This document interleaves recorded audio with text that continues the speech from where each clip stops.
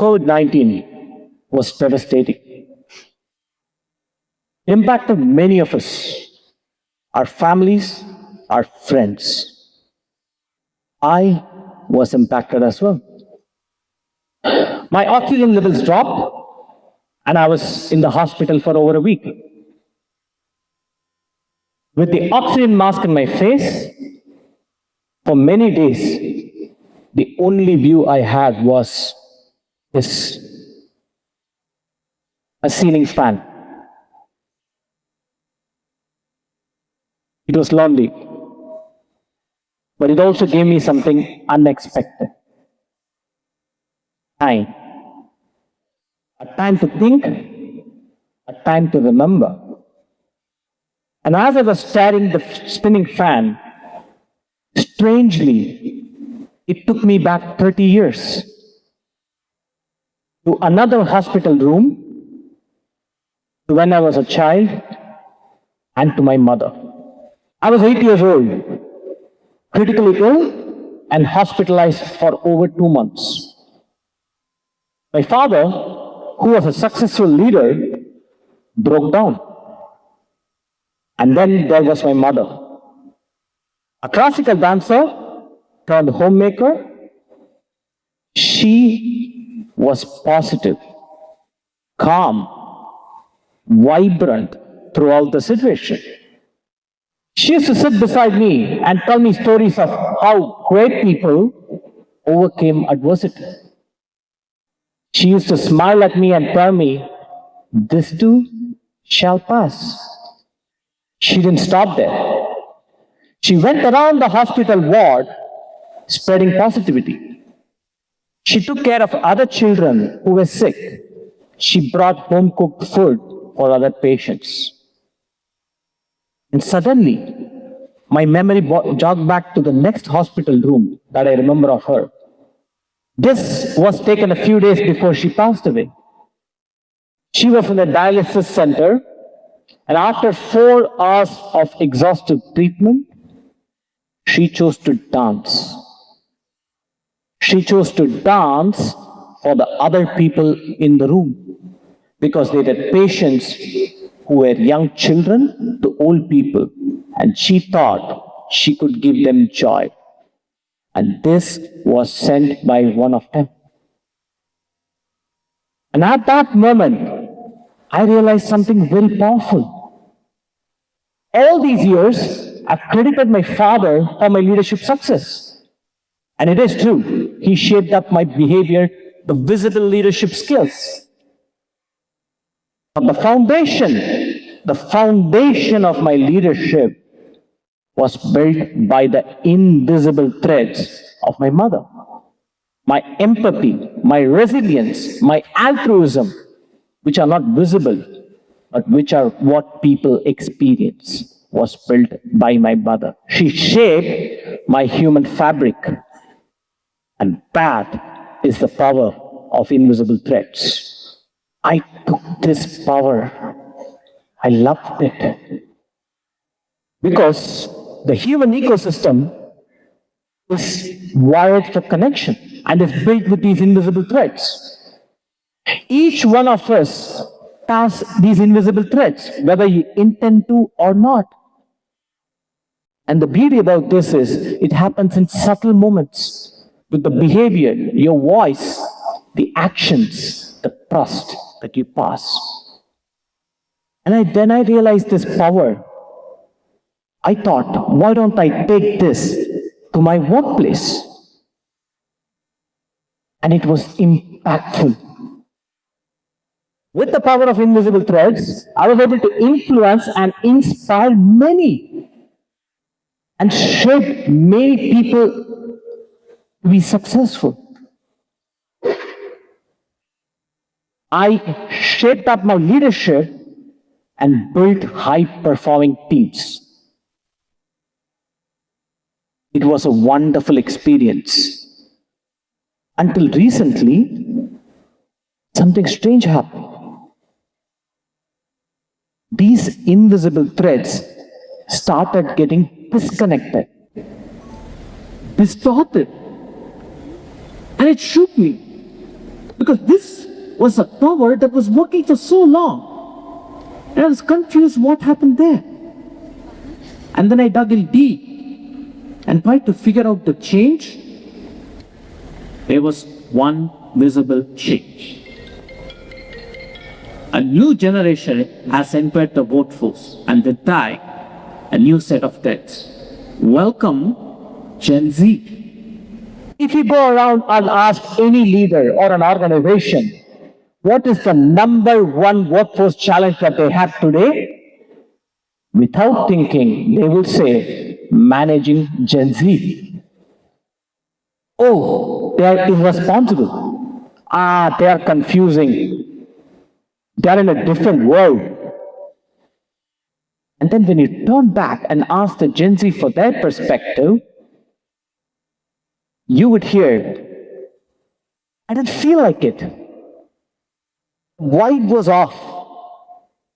It didn't align. When one side says that they are not responsible, and then the other side says that it didn't align, it's not a generational problem. It's the problem with the invisible threats. Now, these show up in subtle moments. These are not dramatic. Imagine this. At a workplace, in a college, at home, there is a manager who's working late. Suddenly she realizes that there is a customer presentation due in 2 days. Without thinking or any hesitation, she picks up the phone and calls her young team member. Now, in her mind, that is what commitment looked like. And that is the right thing to do. That is what she was taught to do. And it worked so long. On the other side, the young team member is having dinner with her family. When the phone lights up, it doesn't come across as commitment, it comes across as intrusion. An intrusion into the personal space.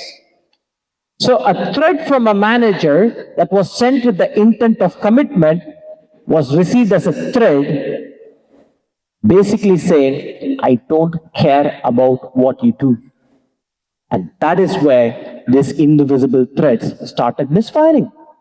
And these misfirings over a period of time ends up in a workplace phenomena that is called the quiet quitting. There is nothing quiet about quiet quitting. Quiet quitting is not quitting your job. Quiet quitting is basically when someone decides that they will give the bare minimum for what they are paid for. They don't contribute to ideas. They don't engage in initiatives. They just stop caring beyond the bare minimum. Now, when this happens, it impacts organizations. It might just look like, that's fine, work will move on, but it results in disengagement.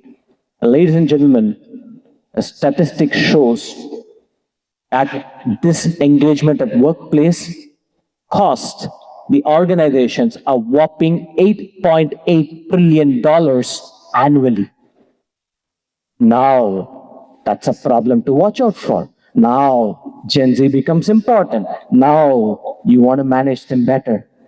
And when you want to manage them better, we keep asking ourselves, why is Gen Z difficult to manage? Maybe you take a step back and ask yourselves, what are those threads that you stopped building?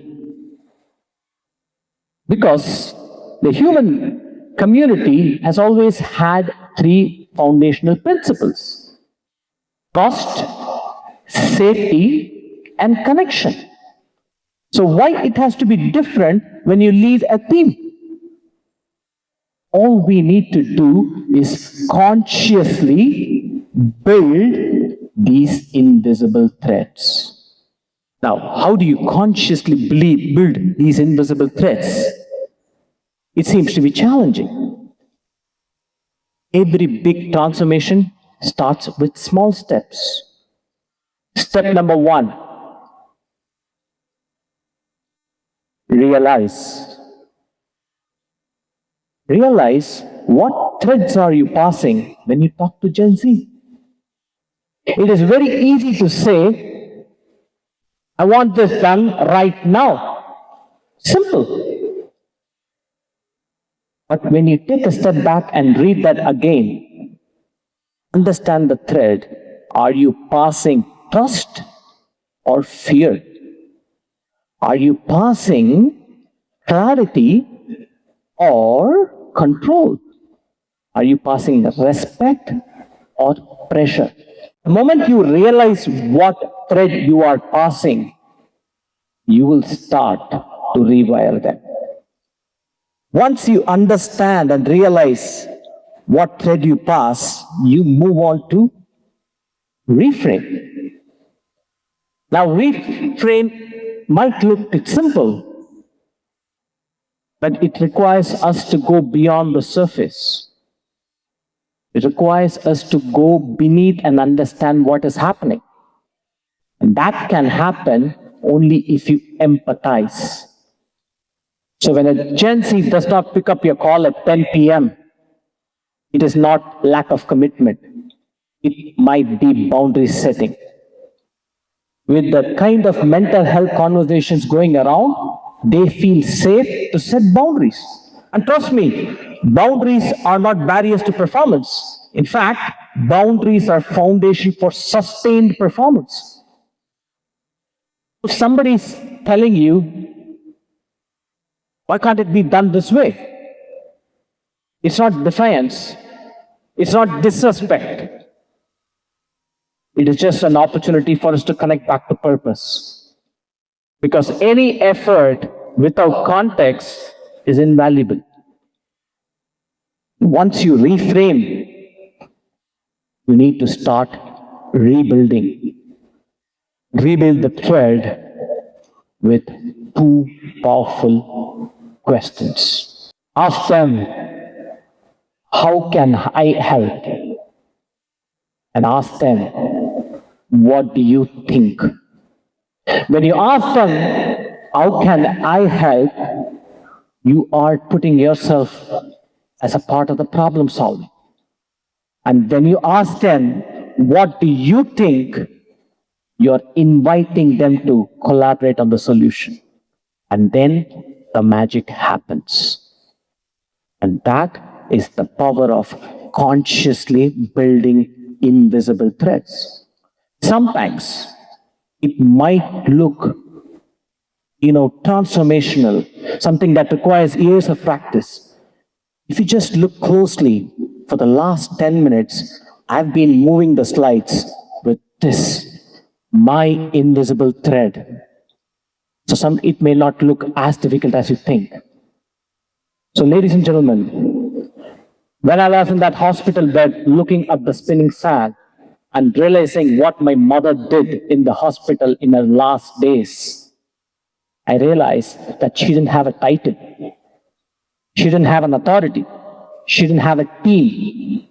But she chose the power of invisible threads to inspire, influence, and create that impact. And if we all start consciously building those invisible threads, just with trust in small moments, just with clarity over control, and just choosing to use friction as an opportunity to evolve, we all can unlock the potential of the next generation. Thank you very much. I'm Vijay Seshadri.